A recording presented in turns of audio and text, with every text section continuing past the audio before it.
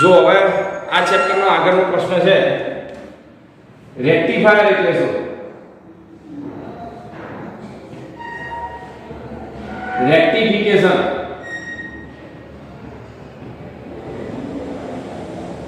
તથા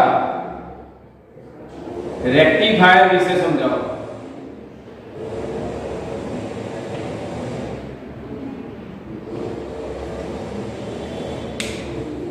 અને રેક્ટિફાયર ના પ્રકાર લખો.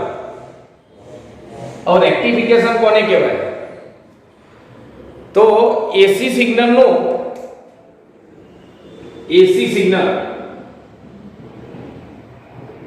એમાં પ્રવાહ પણ આવી જાય અને વોલ્ટેજ પણ આવી જાય. એસી સિગ્નલ નું ડીસી સિગ્નલમાં રૂપાંતર કરવાની પ્રક્રિયાને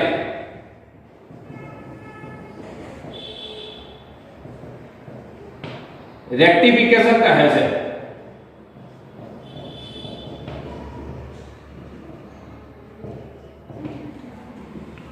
આપણા ઘરની અંદર જે મોટાભાગના ઇલેક્ટ્રોનિક ઇન્સ્ટ્રુમેન્ટ વપરાય છે, જેમ કે ટીવી, રેફ્રિજરેટર, એસી, મોટાભાગના બધા એને એ બધા ડીસી સપ્લાય પર ચાલે છે. તમારે એને ડીસી વોલ્ટેજ આપવું પડે. એસી અલ્ટરનેટિંગ વોલ્ટેજ તમે આપી ના શકો એને. અને જે પાવર સ્ટેશનમાંથી મતલબ પ્લગમાં જે વોલ્ટેજ આવે છે, થાંભલામાંથી, બોર્ડના જે થાંભલા હોય એમાંથી જે વોલ્ટેજ આવતો હોય એસી હોય.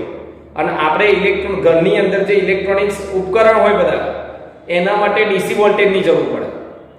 તો એસી નું ડીસી માં રૂપાંતર કરવા માટે રેક્ટિફાયર જેવી સર્કિટ એ આવા ઇલેક્ટ્રોનિક્સ ઉપકરણની અંદર હોય છે, જે શું કરે છે? એસી વોલ્ટેજને ડીસી વોલ્ટેજમાં કન્વર્ટ કરે. એટલે યાદ રાખો, એસી સિગ્નલનું ડીસી સિગ્નલમાં રૂપાંતર કરવાની પ્રક્રિયાને રેક્ટિફિકેશન કહે છે. અને જે પરિપથ આ એસી નું ડીસી માં રૂપાંતર કરે છે એને રેક્ટિફાયર પરિપથ કહે છે. યાદ રાખજો, જે પરિપથ એસી સિગ્નલનું ડીસી સિગ્નલમાં રૂપાંતર કરે છે તેને રેક્ટિફાયર પરિપથ કહે છે. હવે રેક્ટિફાયર પરિપથના બે પ્રકાર છે. રેક્ટિફાયર પરિપથના બે પ્રકાર છે. પહેલો પ્રકાર છે અર્ધ તરંગ રેક્ટિફાયર પરિપથ. અર્ધ તરંગ રેક્ટિફાયર પરિપથ. અને બીજો છે પૂર્ણ તરંગ રેક્ટિફાયર પરિપથ. પૂર્ણ તરંગ રેક્ટિફાયર પરિપથ. આ બે પ્રકારના પરિપથો છે જે એસી નું ડીસી માં રૂપાંતર કરે છે. બરોબર? એટલે રેક્ટિફાયર પરિપથના બે પ્રકાર, અર્ધ તરંગ રેક્ટિફાયર પરિપથ અને બીજું છે પૂર્ણ તરંગ રેક્ટિફાયર પરિપથ. આ બંને મોસ્ટ આઈએમપી પ્રશ્નો છે. આ ચેપ્ટરના ખૂબ જ અગત્યના પ્રશ્નો. બંનેમાંથી કોઈ એક પૂછવાની શક્યતા સૌથી વધારે. બરોબર? ચલો, તો અત્યારે આપણે પહેલું અર્ધ તરંગ રેક્ટિફાયર પરિપથ જોઈશું. પહેલું છે અર્ધ તરંગ રેક્ટિફાયર પરિપથ.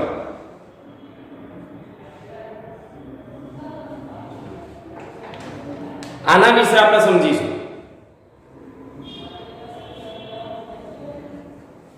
ચલો હવે ધ્યાન આપો.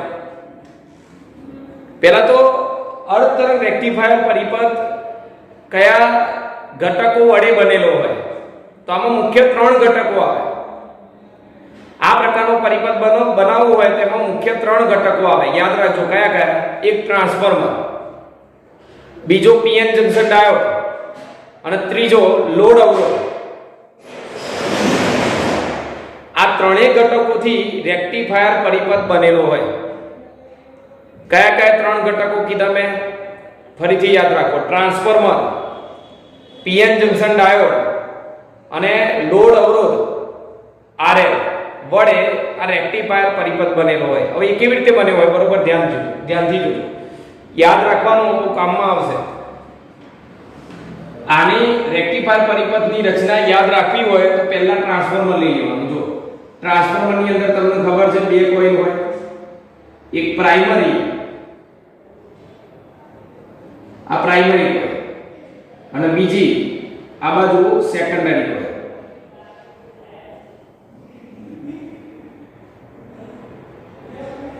આ રીતે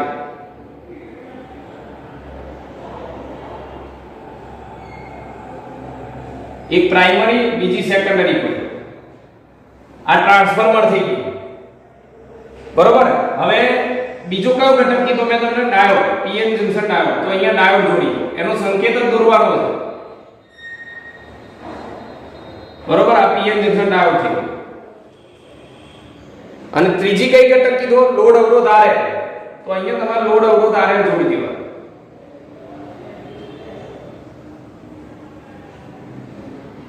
આ લોડ અવરોધ આરએલ એટલે તમારી અર્ધ તરંગ રેક્ટિફાયર પરિપથની રચના પૂરી થઈ ગઈ. હવે થોડો ઘણા ફેરફારો છે એ હું તમને કહી દઉં છું પછી.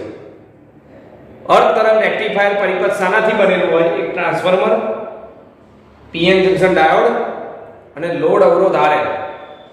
આની જરૂરિયાત શા માટે પડે, આની જરૂરિયાત શા માટે પડે અને આની જરૂરિયાત શા માટે પડે એની ચર્ચા આપણે પછી કરીએ. હું જે અત્યારે સમજાવું છું તમને એ ખાલી યાદ રાખવાનું છે તમારે. એના આધારે તમે પરિપથ સારી રીતે દોરી શકશો. હવે સમજો, તમારે જે એસી સિગ્નલને ડીસી માં કન્વર્ટ કરવાનું છે તો એસી સિગ્નલ એ ક્યાં આપવાનું? એસી વોલ્ટેજનો સ્ત્રોત એ તમારે ઇનપુટમાં આપી દેવાનો. અહીંયા જો આ એસી સ્ત્રોત છે, એસી સ્ત્રોત એ કેટલા વોલ્ટનો હોય? 220 વોલ્ટ. અહીંયા 220 વોલ્ટ અને 50 હર્ટ્ઝ આવૃત્તિ વાળો એસી વોલ્ટેજ તમે અહીંયાથી આપો છો. કોનો આપ્યો? પ્રાઇમરીના ઇનપુટને. અને આ વોલ્ટેજ તમને અહીંયા આ સેકન્ડરીમાં મળશે તમને. હવે સમજો કેવી રીતે મળશે. તમે પ્રાઇમરીમાં આ ઇનપુટ એસી વોલ્ટેજ તમે આ રીતે આપ્યો હોય, એસી વોલ્ટેજ સમય સાથે બદલાય આ પ્રકારે. તો સેકન્ડરીમાં આ વોલ્ટેજ તમને આ પ્રમાણે મળશે. હા,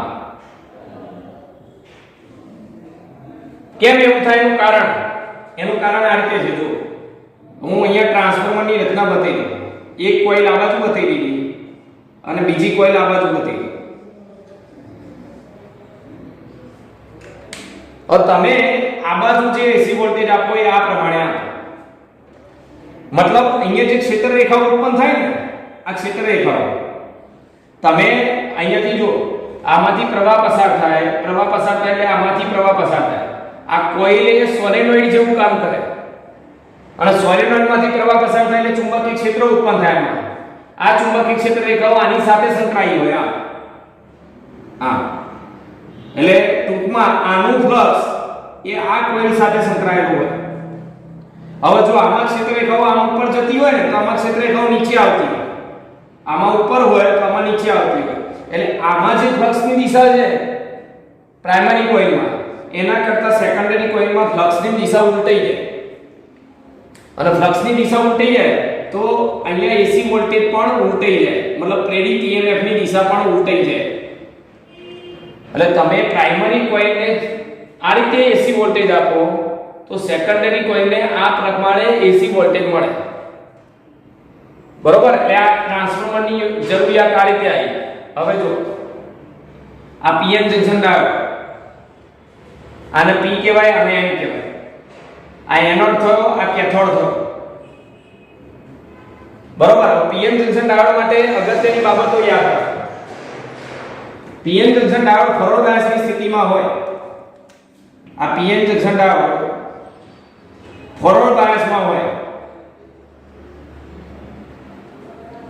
તો યાદ કરો, મેં આગળના ટોપિકની અંદર સમજાવ્યું હતું, આગળના વિડિયોની અંદર, કે ફોરવર્ડ બાયસની સ્થિતિમાં આનું પોટેન્શિયલ બેરિયર, ડાયોડની અંદર જે પેલું દીવાલ હતી ને પોટેન્શિયલ બેરિયર, એની ઊંચાઈ બહુ ઓછી હોય છે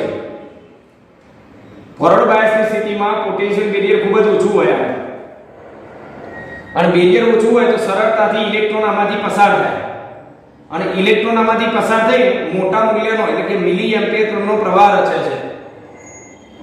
ટૂંકમાં જ્યારે ડાયોડ ફોરવર્ડ બાયસની સ્થિતિમાં હોય ત્યારે એમાંથી સરળતાથી પ્રવાહ પસાર થાય છે અને જો ડાયોડ રિવર્સ બાયસની સ્થિતિમાં હોય, રિવર્સ બાયસ,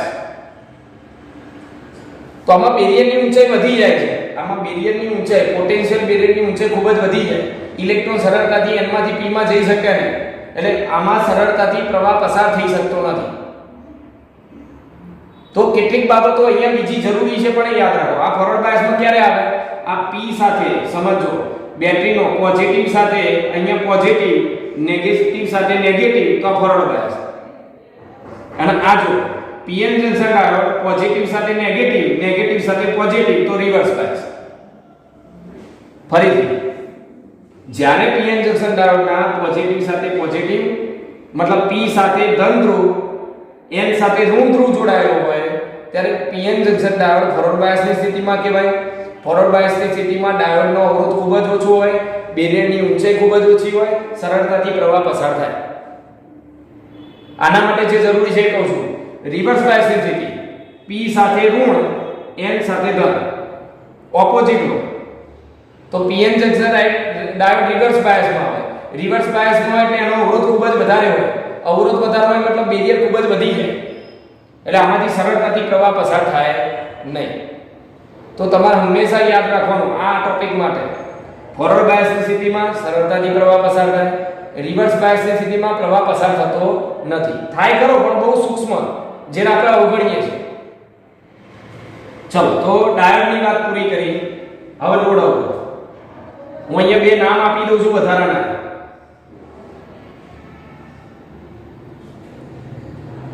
આ લોડ અવરોધની જરૂર શા માટે પડે? સમજો, અહીંયાથી જે પ્રવાહ આવ્યો, જો પ્રવાહ અવરોધમાંથી પસાર થાય, અવરોધમાંથી, લોડ અવરોધમાંથી પ્રવાહ પસાર થાય તો આઉટપુટમાં આપણને વોલ્ટેજ મળે છે. Output DC voltage.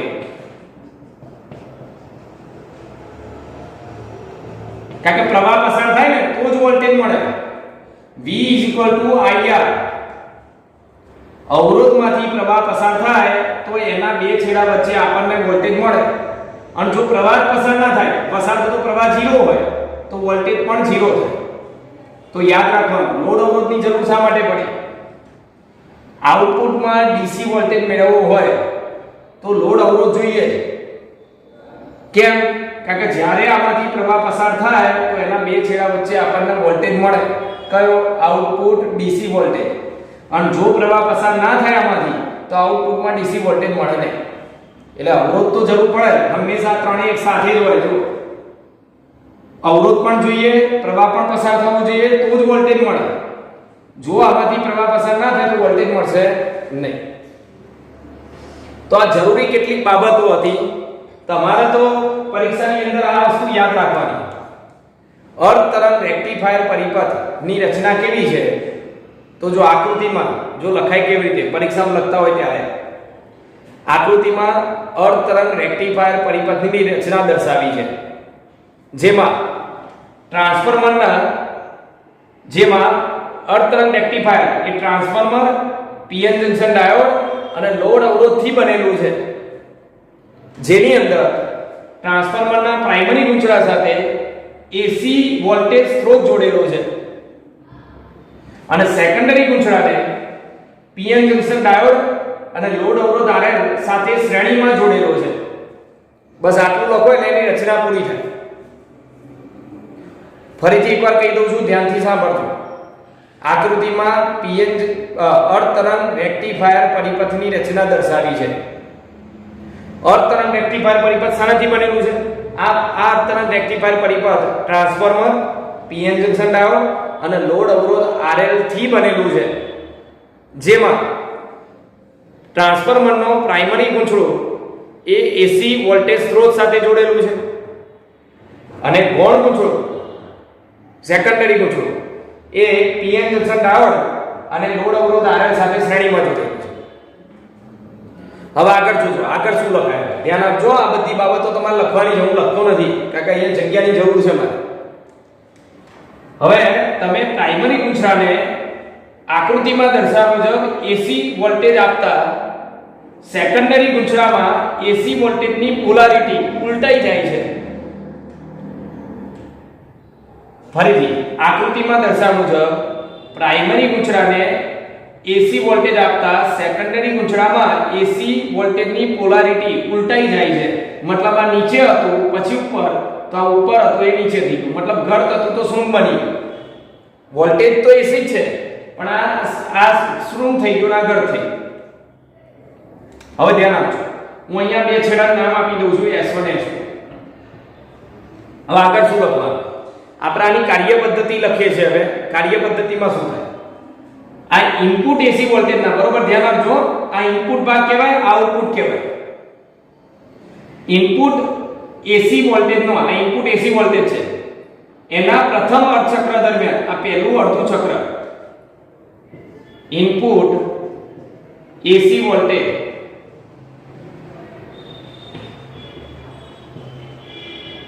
પ્રથમ અર્ધ ચક્ર દરમિયાન, અર્ધ ચક્ર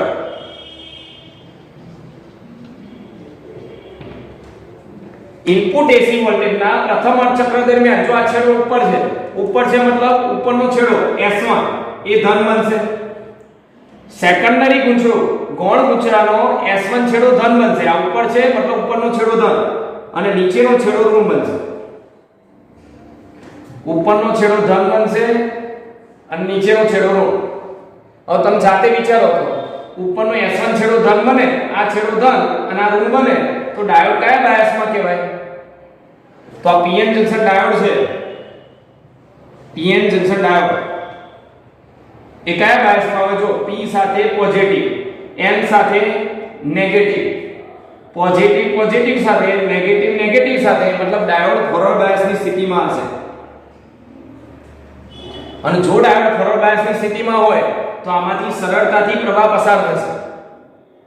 અને એ પ્રવાહ લોડ અવરોધમાંથી પસાર થવાથી અહીંયા ડાયોડમાંથી સરળતાથી પ્રવાહ કયા માર્ગે જાય? જો અહીંયાથી પ્રવાહ જાય, S1 માંથી પ્રવાહ ગયો એ P N A R L B S2 S1 આ માર્ગે પ્રવાહનું વહન થાય છે. જો આ રીતે પ્રવાહનું વહન થશે. આ RL માંથી પ્રવાહ પસાર થઈ અહીંયાથી પાછો આમ જતો રહેશે. આ માર્ગે પ્રવાહનું વહન થશે. અને અવરોધમાંથી પ્રવાહ પસાર થાય તો એના આઉટપુટમાં, ઇનપુટ આઉટપુટમાં ડીસી વોલ્ટેજ પ્રાપ્ત થાય છે. એટલે પહેલા આ ચક્ર દરમિયાન આપણને આઉટપુટમાં એસી વોલ્ટેજ પ્રાપ્ત થયો. તો જો આનો આકૃતિ હું અહીંયા દોરી દઉં છું, ધ્યાનથી અહીંયા ઇનપુટ એસી વોલ્ટેજ લખી દઈએ. ઇનપુટ એસી વોલ્ટેજ એટલે આ બાજુ જે આપ્યો એ આ કેવી રીતે આપ્યો છે? તમે એના સમય વિરુદ્ધ આલેખ આ રીતે, આ ઇનપુટ એસી વોલ્ટેજ આ પ્રમાણે છે, તમે આ રીતે આપેલો છે.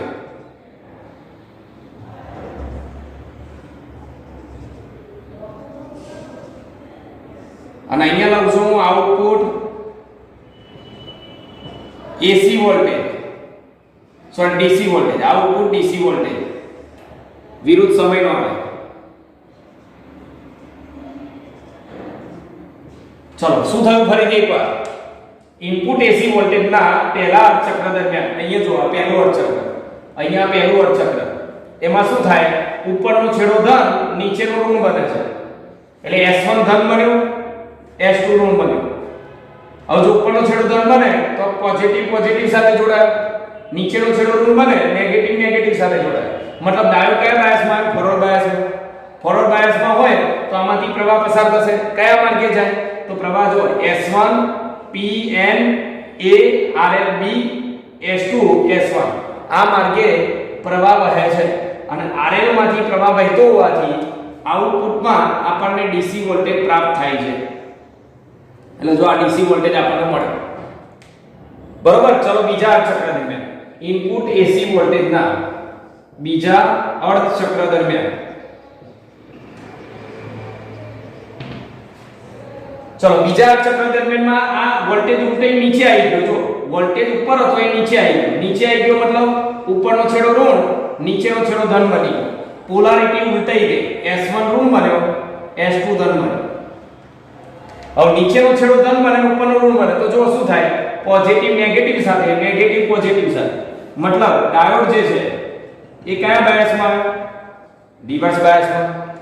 અને ડાયોડ રિવર્સ બાયસની સ્થિતિમાં હોય તો આમાંથી કોઈ પ્રવાહ પસાર ના થાય. મેં આગળ હમણાં જ વાત કરી.